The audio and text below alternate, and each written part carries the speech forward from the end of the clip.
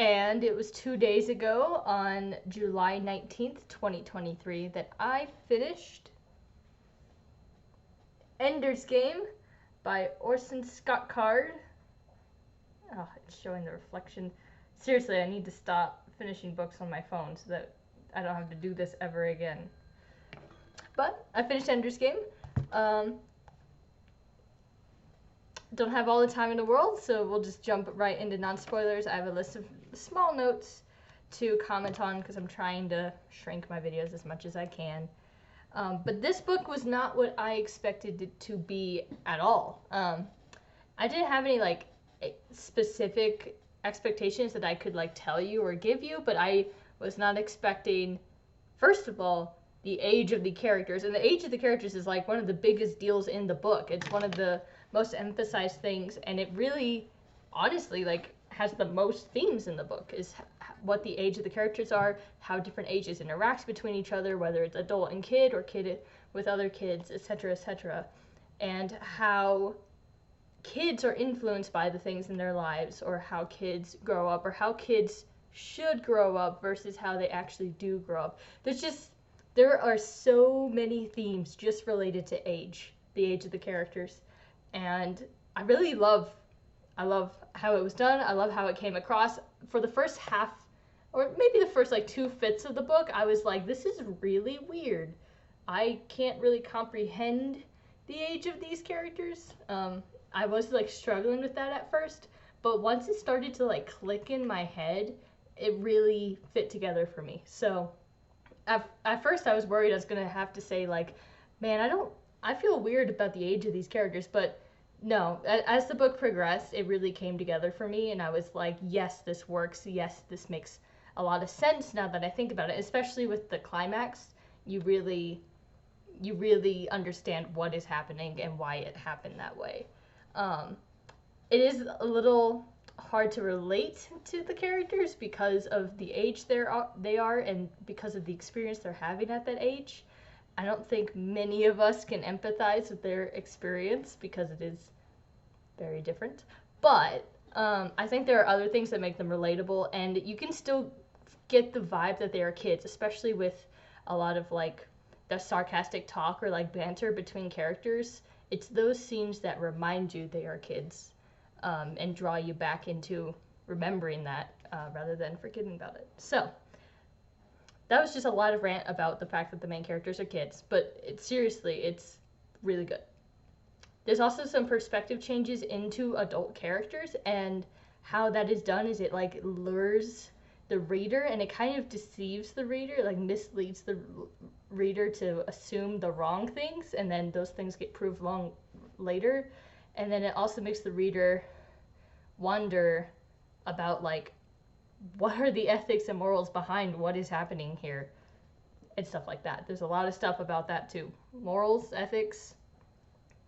There's some ethics and morals. So a lot of stuff about age. Another thing related to age that I did want to talk about is games in the internet. Now, this book was started being written, I think, in the 60s, if I recall. That's what the author said in the postscript. So this book began a very long time ago, and it was at first a short story, and it got extended into this full book, right? So there's been some evolutions, but a lot of what the themes were related to the game, or related to how kids learn from video games in this, make so much sense and are very relatable to me, because I'm one of the first generations that grew up with like full video game, like PlayStation consoles, like bigger games, online internet games like Minecraft. It was my generation that first had Minecraft when they were like kids. So there's definitely some things in here that I was like, this is juicy. This is very heavy with like how it is in real life. And there's some themes about training and simulations, which is part of the work that I helped with at my university, is making aircraft training simulations. So there's a lot of stuff that's very, very, very prevalent to modern day, but it's also scaled up in a way where it makes you wonder, like, is this really the right route? How can this be misused? It can certainly be misused.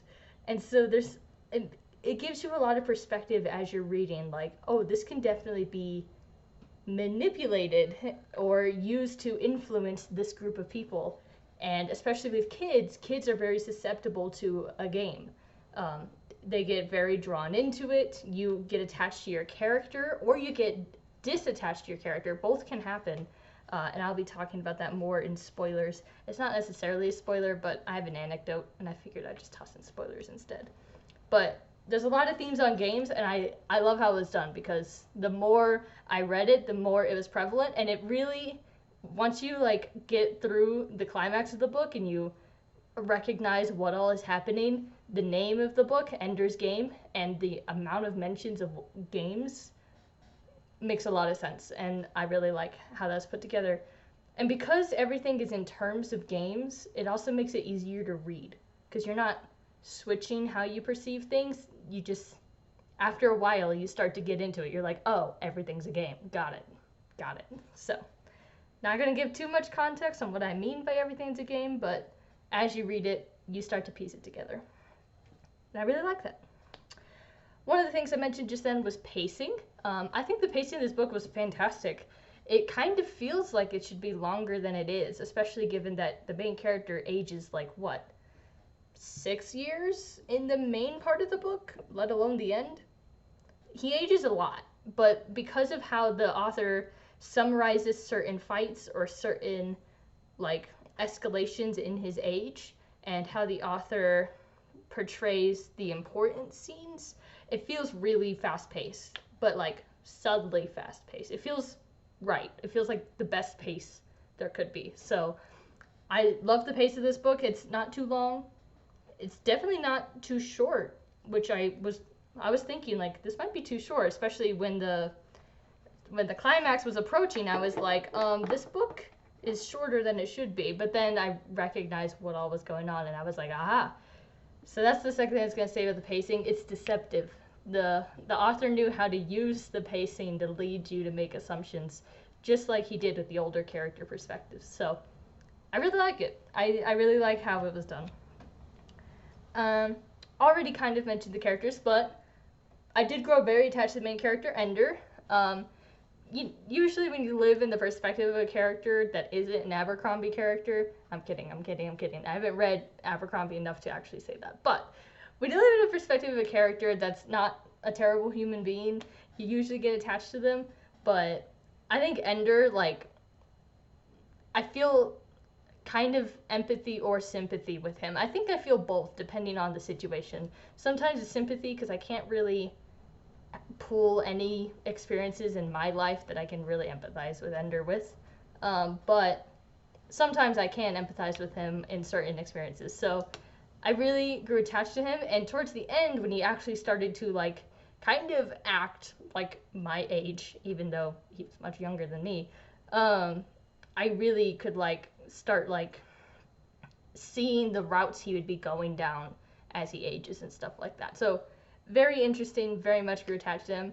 And shockingly, as we went along, I got attached to some of the other boys, which I thought wouldn't happen, but definitely did. And even some of, like, the hateable characters, kind of dislikable is more accurate to me, but the dislikable characters, like Graf, for example, if you really think about it, were still entertaining. So, again, I feel pretty good about that. Something that fascinates me is that this book was written to include a kid audience, and I think after reading it, 100%, I could have read this as a kid and loved it. Kind of like Holes, in a way. It definitely comes across as a classic to me. It feels like a classic to me, so, meh. But it incorporates the kid audience, and kids can 100% read it because they are relevant, but you can also read it as an adult and see a lot more depth to the themes. Not saying that kids can't recognize it. I think kids can recognize a lot of the big themes, but maybe not, like, the politics and stuff like that. But adults can 100% read this book and have a great experience as well. So, reading it where I am, I feel like I got a little bit of both, where I didn't focus entirely on themes, But I also was able to recognize, like, oh my god, there's a lot of themes here about how the internet can be used for bad, or how simulations and training and people of power can use certain manipulative people, or what's the word? Gullible people for certain things. So, very interesting to have that balance. And we already mentioned perspectives, so that's all my non-spoiler notes. So we'll go into spoilers. Not sponsored drink. You don't see this. Not sponsored. Okay. I think sponsoring's a little goofy. There should be a book with an entire theme just on sponsoring. Anyway, I'm sure there are. Spoilers. So I don't have that many notes for spoilers, but the first thing and the most prevalent thing to me, I did not, for some reason, see the death thing coming. I did not realize that Stiltson was dead. I did not realize that Bonzo died. I realized, like, oh my god, Bonzo's, like, actually really hurt. But when Graf revealed that both of them died, I was like, oh my god, wow, that's, like, insane. So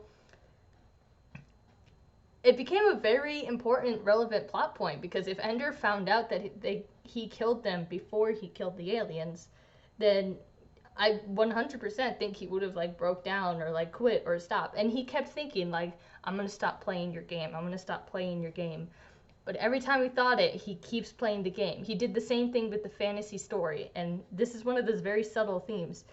In the fantasy story game, he'll keep playing it and he'll die and he'll be angry and he'll be like, I'm not gonna play your game. And then he'll start another round and keep playing over and over again, even as he thinks it. And it's not emphasized, like, every single time, but enough times when he says, I won't play your game, he keeps playing. And games lure you in. Games, like, get you thinking about different routes, different things, and it's kind of an addiction in its own way. Especially to my age group, we are addicted to it. So, typically he keeps playing, and it keeps falling into more things and more things. Or it leads him to a solution, like in the case with the aliens and with the, when he got teamed up against two teams in the fighting center. I know it's not called the fighting center, the battle room. I think it's the battle room. 2 times it got him to find a unique solution to a problem, and again, accidentally fell into playing the game even though he didn't mean to. So the way it just keeps going around and going around is very interesting. All because he didn't find out about the deaths. It's very important. Next, there was its own theme on brutality. And I think there's a lot of ways that people can talk about it. I'm just going to talk about video game brutality because that fantasy game was very brutal. He, like, climbed into some eyes, was murdered a lot by a bunch of wolves and stuff like that. I remember when I was in middle school, there was a lot, of papers being written about letting kids grow up with shooter games. And I grew up with Call of Duty and Halo and everything when I was like 7, 8, 9. So we'd have to read those in middle school. I don't know why. I think the teachers were like, you shouldn't be playing video games, and would, like, make us read the articles.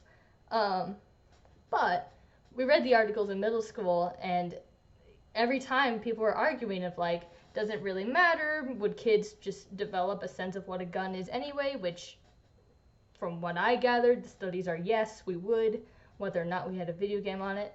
And then arguments about, are kids actually more violent if they play violent video games? And there's really a balance to it, and you can kind of see Ender going both ways. He's more so reacts badly when he's cornered, and that's why he does what he does, rather than because of the video games. But the video games are also subtly changing how he sees things. And if you remember the fantasy game is affected by how he is reacting or behaving and stuff like that. And so after a certain amount of violence, Peter shows up in the game, right? So there's definitely some ideas there and different ways to analyze that. I'm not going to go into the whole Peter versus Ender thing, but Ender started to feel more like Peter because he was playing these games with violence so much. And I definitely remember growing up with that. So, very interesting to me.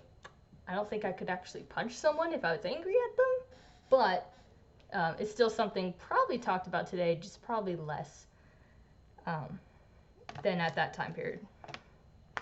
We have other things to worry about now. Believe you me. Next. Ooh, I like both of these. Is it anecdote time? Let's see, how are we doing? 15 minutes? I'm gonna have to hurry. So my anecdote, going back to kids being very susceptible to things and being very gullible to things, even though they don't realize they are, even if they're as smart as Ender is, they don't realize how much a game is influencing, or people or anything is influencing how you see the world. So my little tiny anecdote, and this is kind of pathetic in a way, and it's probably not that interesting anecdote, but as I was reading the book, this came to me. There was this quote. Let's go back even further. There was this very, very popular video game that came out when I was 9 years old, maybe 8. I think that's 9. Don't remember, but I think when I was 9 years old, there's this very popular video game that came out called Minecraft. And Minecraft had a trailer. Not many people know about the trailer because they found out about Minecraft through YouTube, but there was a Minecraft trailer that came out, and I saw that trailer one day when I was just scrolling through YouTube on my family computer, because my family didn't even have our own computers yet. I find this trailer, I click it because I'm kind of curious, and I've heard some people talk about it, but I don't know anything about it. And I watched the trailer, and at the very end, there's this narrator who's like narrating, like, these are all the things you can do in Minecraft. At the very end, he says, no one can tell you what you can or cannot do. And the point of that was to say, you can build anything in Minecraft. You can go exploring. You can go do all these things. You can go fight monsters, or you can be peaceful. You can be creative or be in survival. It was trying to say, like, you can do anything you want in Minecraft. But kid me at the time, 9, 10 years old, was like, no one can tell you what you can or cannot do. I can do anything. I should have the power to use my creativity and inspiration to do whatever I want. And let's just say that that mentality wasn't the best thing in the world for a 9/10-year-old. We'll just say that, or 11-year-old. And I carried that into my preteens. Probably not for the best. So simple things like that, where they're meant to be a good message, can still be turned into a message that can be used in the wrong way. But kids don't realize it because they're thinking, this is something I believe now, and I should be able to exercise this belief. It's like saying, like, I have freedoms because I've been taught that people born in the United States have freedoms. It's a big thing to emphasize in school. But then whenever you lack a freedom, you get frustrated about it. So things like that, I see it echoed in this book, where Ender is so sure about something that he's learned, or so sure about something that he wasn't given all the information on, and it will mislead him down a path without him realizing it. So even though he's really, really smart, he still falls into the plots of the older people. Okay, that was my little rant. There's 2 more things I want to emphasize. One, the character I haven't mentioned yet, Demosthenes, or otherwise known as Valentine. I love Valentine. I love her perspective. At first I was like, why are we in this girl's perspective? But more came up about how she started falling into the role of Demosthenes under Peter, and how Peter was using her to control it. But she was also falling into becoming the person Demosthenes. Again, I have another anecdote about this. I'm not going to actually elaborate or go into my story on it, but it is very easy to have an internet identity. And it is very easy to either separate yourself completely and entirely from that internet identity, or have that internet identity or other identity, roleplay identity, fall into you. And I've definitely experienced both. And in this book, we see Valentine becoming Demosthenes. The more she writes, the more she sees it, she falls into that perspective, and she starts to believe the things she's writing, and start to believe that's who she is, and that's who she will be. And very true, very realistic. Kids, especially with the internet, if you have like a character, video game, not video game, just an online persona, anything, you can really pretend to be anything, and you can really believe you are anything. So I've definitely been there before, and I grew up 100% talking to people on the internet, and it was wild how different a person I was at times. It was kind of concerning at times. So every time I read the scenes with Demosthenes, there's a lot of juicy content, not just about what I said, but also politics and how kids on the internet can spread misinformation that gets picked up by adults and then picked up by governments. It's crazy, but it's probably happened. So I love that. I know we're talking a lot about themes, but like they're all great. It's all great. So, and then the one last thing I want to talk about with Valentine is that she has a line that she says when she's talking to Ender when they're older-ish. I think this is like a few years, 3 or so years after Ender left. Ooh, I have one more point. I lied. But 3 or so years after Ender left, there's this quote that Ender says to Valentine where he's like, I hate being good at this. I hate being good at knowing my enemy and therefore being good at plotting against him. And Valentine is like, well, that means that you're probably going to be the one. You're going to help us get out of this war, and etc., etc. But he's like, he replies by saying, right when I love my enemy is when I have to use the information against him or hate him. And I love that concept. It's right when you love somebody that you know everything about them, that you start to feel that empathy for them, that's when you have to turn against them. And I think that that's something that doesn't come up as often in war fantasy books, but I've definitely seen it in some war video games, war movies, and stuff like that. I'm sure it is in war fantasy books. I've just not read those ones. But it's very fascinating when you take a step back and you start to like read the perspectives of individual people on each side of a conflict, regardless of what the conflict is, and start to really feel that. I think All Quiet on the Western Front was a story that definitely addressed that. So it's very interesting. I'm sweating. But yeah, something about that quote like really stood out to me, and I was like, ooh, yes, that feels good.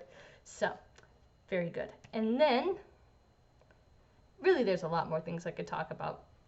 I'm going to dabble on one thing and then actually talk about the thing I was going to talk about. The dabble is the end where Ender is like, I'm going to keep this secret and regrow this alien population because I feel bad for killing this alien population, which is entirely valid. And he gets empathy for his enemy on a new level because he literally telepathically learns what it was like for them to grow up and have kids, which was pretty disgusting in my opinion, but let's not go there, and all those things. And he learned to be open-minded towards like, hey, we can have other people. And that's something you find throughout the novel is he's like, why do we hate these people? Why do we hate these people? And it's kids that realize like, hey, can you explain to me why we're doing this? And the adults are like, we're doing it because we have to, or we're doing it because they're evil. But the kids are like, why are they evil? Etc., etc. It's our generations that reconsider, like, is this how things need to be? So Ender definitely does that, and he takes action at the end of the book, which I'm sure leads to the sequel books. And the one other thing I was going to mention... I remember. The one other thing I was going to mention was the idea of being a third, or a fourth, or a fifth, due to laws that limit how many kids you can have. There's an entire social class in this novel series of being a third, fourth, or fifth. And our main character, Ender, is a third, and how we learn about it is like the kids at school picking on him for being a third, how he's treated for being a third, how he was being monitored, and all that stuff. And later on, we hear like how his parents didn't want to have a third, and etc., etc. And so we realize that this is a very significant social class to this world, this time period. And it's interesting how the first half of the book, that's very important, but then it starts to fall off in the second half of the book until Demosthenes, i.e. Valentine, brings it up and says it should be an honor to be a third, a fourth, a fifth kid because you have your own power for who you are. And I think there was a lot of interesting things about that. I think I probably would have liked to see more talk about being a third. It kind of started to fall away once he was in combat school, but it was still very interesting, and it was very prevalent to the story itself as well, and very, very interesting. So, with all that said, I will stop rambling, and we'll move on to what's new and what's next really quick. I'm still reading Way of Kings. I promise I'll make progress on this book for the sake of everything, because I really need to, but also I have a secret thing that I'm reading, so I'll try to alternate between this and that. I promise. And then in terms of audiobooks, I just now, yesterday, got Moon of Soho. I don't know how to say it. I'm not from London. I think it's Soho. I don't know. This book by Ben Aronovich is the second book of Rivers of London, so I probably will start this after I make progress on this. That's the deal I made with myself. And that's pretty much it in terms of what I'm reading. I don't have any new books. However, this Saturday, I am going to a book signing with one of the authors that is under the pseudonym James S.A. Corey, so I'm probably going to buy another copy of one of the Expanse books just so he can sign it, because I don't have any of my copies here. So that's going to happen, but since it's a repeat, it doesn't really matter. What matters is his signature is going to be in it, and that's pretty damn cool if you ask me. So this is my first author signing, other than Tommy Caldwell, who is not a fantasy sci-fi author, but rather like a biography author, but you know, pretty cool. So I'm excited about that. Tomorrow, yes. And that's all I have for the update, so I will see you all soon, hopefully, and I will promise I'll make progress in Way of Kings. We're getting there. Bye-bye.